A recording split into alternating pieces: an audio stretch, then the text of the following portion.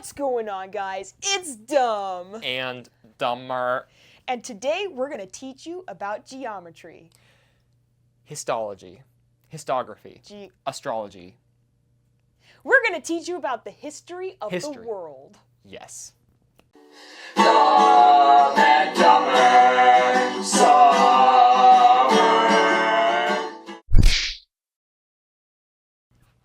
Now, it is imperative to understand the beginning of history.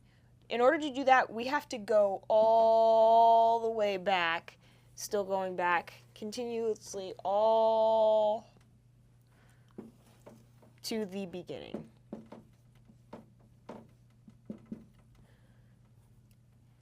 The world began with an apple. Now I know all the way back then. Now, I know you guys are pretty familiar with the story, so I won't spend too much time on the recap because we have a lot to cover in this episode. But this apple's name was Bob, and Bob was inexplicably cut in half for some reason, and the seeds in Bob spread to the world. Some seeds became humans, and some seeds turned into a little wolf. Little wolf. Some seeds turned into... Some seeds turned into math teachers.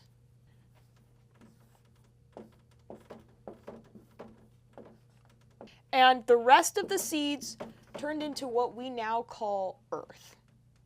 This wolf got over here to the earth part, and here she gave birth to two twin babies whose names were Mike and Michelangelo.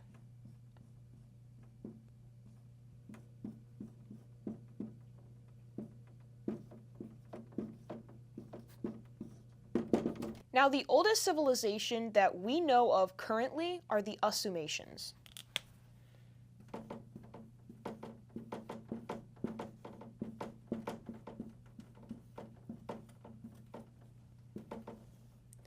They were known for thinking that they knew everything, but they didn't. And their tradition continues to this day. Now, the Summerians were really obsessed with triangles, and this is probably where you hear a lot of Isosceles eye. Illuminati. Aluminum. Yeah. This is where you see a lot of aluminum imagery come into play. We see this often as a warning sign, but this actually did stem all the way over here from the Summerians. What does this look like? But, you're right, the pyramids of Giza. Now, some people don't know whether or not this was created by aliens or real people, but it's pretty much safe to bet that the Summerians turned into what would later be referred to as the Egyptians. We just know that. And stuff.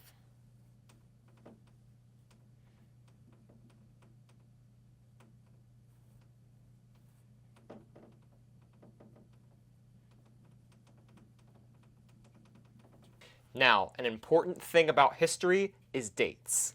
No, not the kind of dates that are made of figs. The kind of or dates... the dates that you go on. I wouldn't know. And a big word that they use to help define a date when they are doing history is circa. So, everything starts with circa. Circa 1792 AC. AC is when the Summerians were at their height of power. And that is when the second horse came. Now, the Summerians didn't know this, but that second horse was filled with itty-bitty little men that ran into the city. And the reason they were able to get so many people inside of the horse is because the wolf was able to get inside of the horse. And because she was having babies, she was able to have a bunch of little babies inside of the horse. And because babies are smaller than people, then they were able to, when they got inside of the city, they were all baby warriors. They were trained to be baby warriors, and they all came out into the city and killed the city. And that's how it got the name of Alexandria, because Alexander the Great, who's up here, but we'll just forget that he's up there, was given the puzzle of the horse and came up with the idea to cut it in half. But then the two moms of the children said, no, don't cut the horse in half, send it into the city. And that's how the horse got into the city, and it got the name Alexandria. Now we are going to make a very quick timeline here and just give you a rundown of the big dates that we're looking at here. You may notice that I have my notes here in my hands. That is because this is a lot of information to remember. And while I have not memorized it, you are expected to do that. Okay. Circa 1795, Julius Caesar is born. Circa 1796, Julius Caesar dies.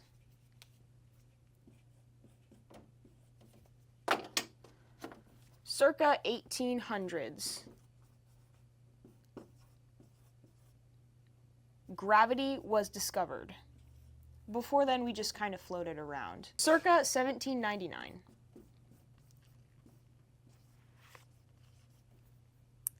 Sports are invented. Go check out our soccer tutorial for how to do these sports really well. Then circa 500.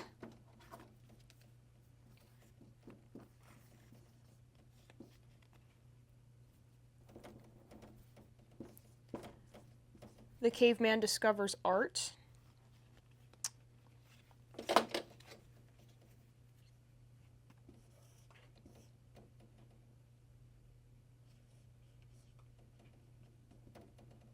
That's a cave. And finally, circa 2020, this is modern day, toilet paper is invented. Now, if you remember being alive in 2020, which is probably hard for a lot of us, seeing as many of us probably weren't alive at that time. I know I wasn't. It's hard to imagine a world where we don't have toilet paper, but thanks to 2020, where we saw a lot of our toilet paper, we have toilet paper now. It is imperative to your lifestyle. Something you'll notice is there's actually a little date we're going to squeeze in right about here, and that is 650 circa, right in the middle of King Julius Caesar's reign. Now, King Julius Caesar was not the greatest ruler because he actually ended up burning down the majority of Rome. He's known for this, actually, the burning of Rome. And scholars believe that it was because he was looking for his hamster. Now, we're not sure if the hamster species existed back then, but It remains a scholarly question to this day. What is a hamster? And did Julius Caesar actually have one? This is imperative. modern theories say that it may have been a rat. Now, Julius Caesar is known for this paternal love that he has for his alleged hamster that us scholars believe was probably a rat. Now, who else is known in history for their love of a small rodent? Cleopatra the Alexandrianite. I'm sure it was on the tip of your tongue. You probably knew that answer already. can you do an Egyptian headdress? I don't know how to do one. Oh, okay.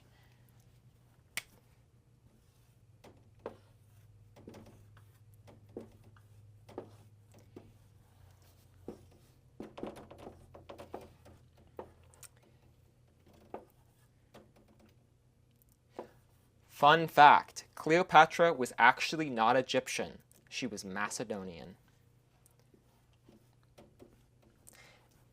Cleopatra had a basket full of hamsters, and in the basket of hamsters, with all their little heads poking out, some of them were poisonous. So when she got captured, she took one of the hamsters and said, "Little hamster, can you please go bite everybody who's trying to kill me and then let me escape?" And so it did. And that's how Cleopatra escaped. And she flew like an eagle on eagle's wings and then became the Eagle of Rome. And that's how the Eagle of Rome became into their culture. And ever since that time, it became a huge staff that they would carry around everywhere. And if they ever lost the eagle, they would say, "Houston, we've lost the eagle." I mean, the eagle has landed in the wrong place. The eagle is not in the nest. The eagle is not in the nest. Yep. And these are all probably expressions that you're very, very, very, very familiar with. So don't just think that we are patronizing you. Yes, I would never patronize anyone.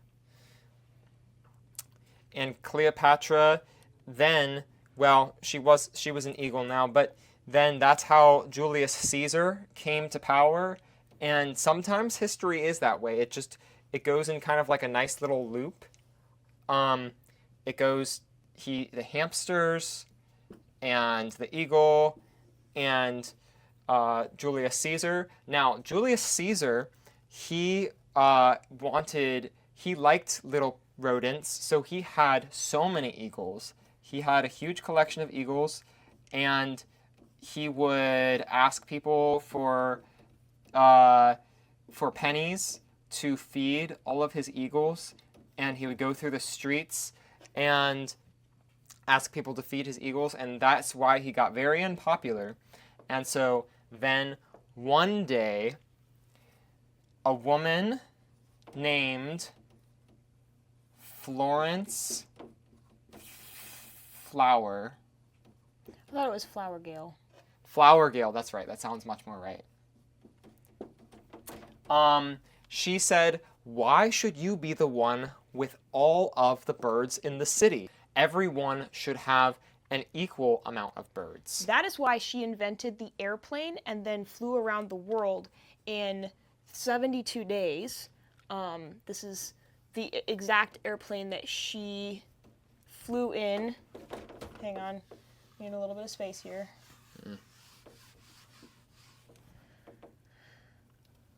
This is a very difficult plane to draw because it is like complicated. And unfortunately, what happened to her during this flight, well, we don't actually know because she actually crash landed on a desert island. And even today, we actually do not know where her body is. Also, that's how the island of Hawaii was formed, because of all of the molten pieces of the plane fell into the different parts of the ocean. But before Florence Nightingale left Rome, she had an idea to start an uprising to distribute all of the birds equally to everyone. And so she got together with Marx, the guy, and that's how the French Revolution began in Rome. Now, Marx was a very unpopular dude, and the reason is actually pretty simple. He made a lot of bad decisions in his lifetime, the least of which was to store water in a gate. Also, Marx is a little bit of a difficult name to keep track of, so let's come up with something simpler. Like, let's just call him Karl.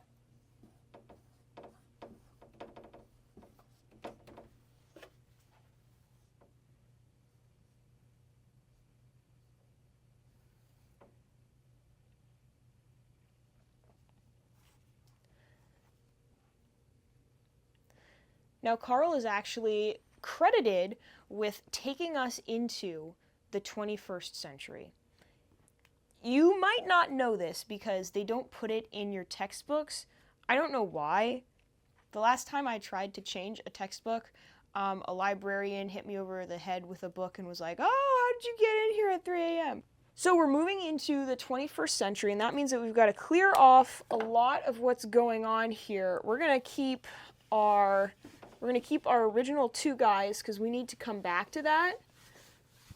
And we're going to keep the birds because I like them. And I'm going to erase some of these guys.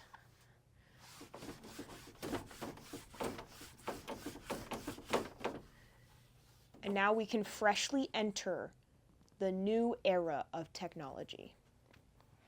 Now there was this guy, remember the apple? There was a guy who really loved apple. So much so that one day he took a bite out of one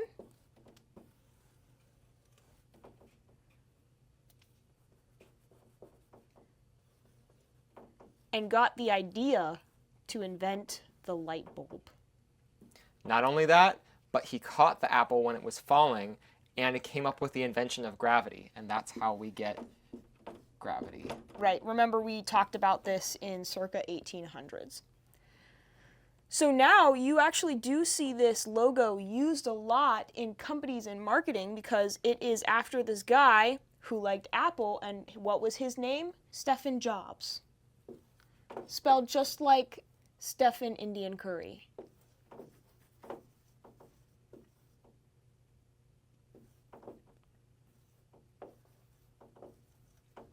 He was given the Roman honorific of Stephanus Maximus after his death.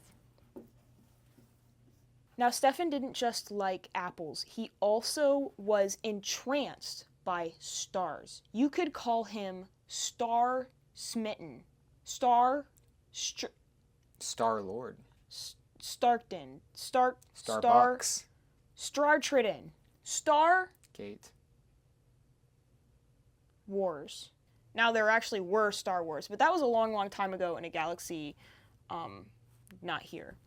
Also the name for a satellite project in the late 1900s. Now, speaking of the satellite project, Stephen Jobs was really known for his big ears. And he didn't like that people would make fun of him for his big ears. That's why they called him Maximus. Yeah. He didn't like that they would make fun of him for having big ears. So he decided the best thing to do would be to escape the world entirely. He was the first person to broach this idea upon the world. He wanted to go to the moon. And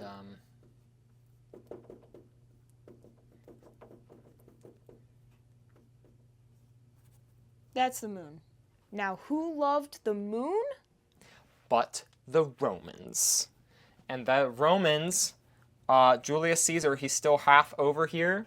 So this is when he said all of his lifespans came together in this one moment. And he said, one little step for humankind, one big step for Julius Caesar.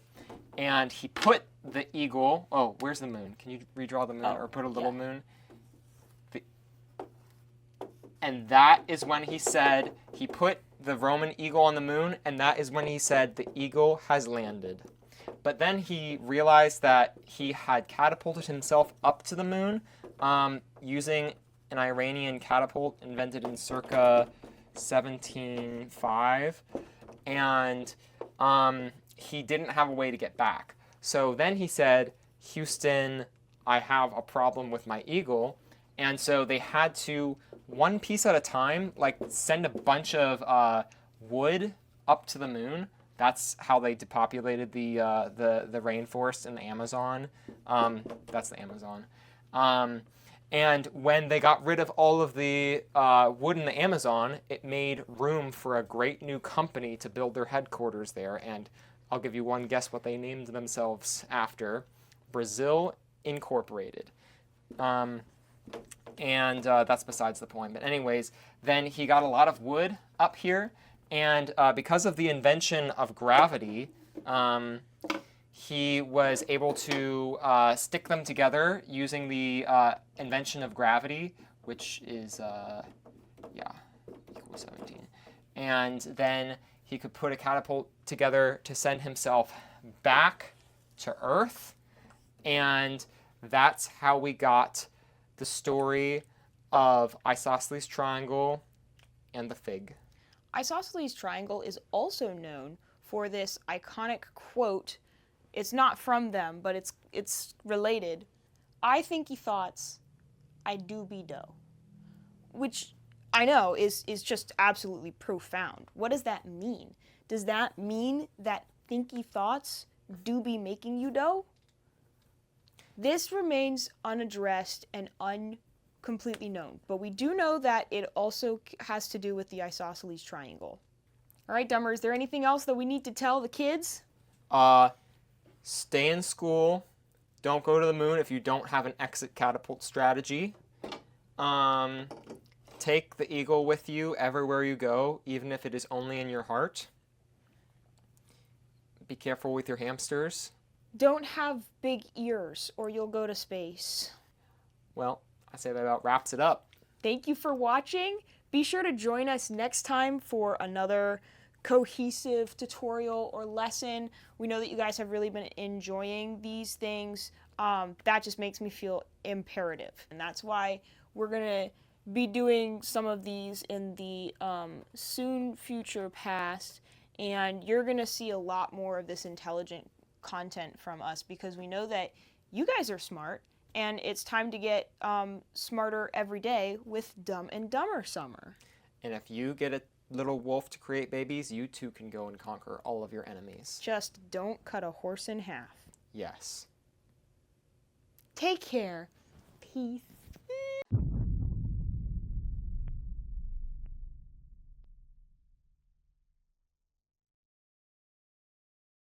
That you guys are smart, and it's time to get smarter every day with Dumb and Dumber Summer.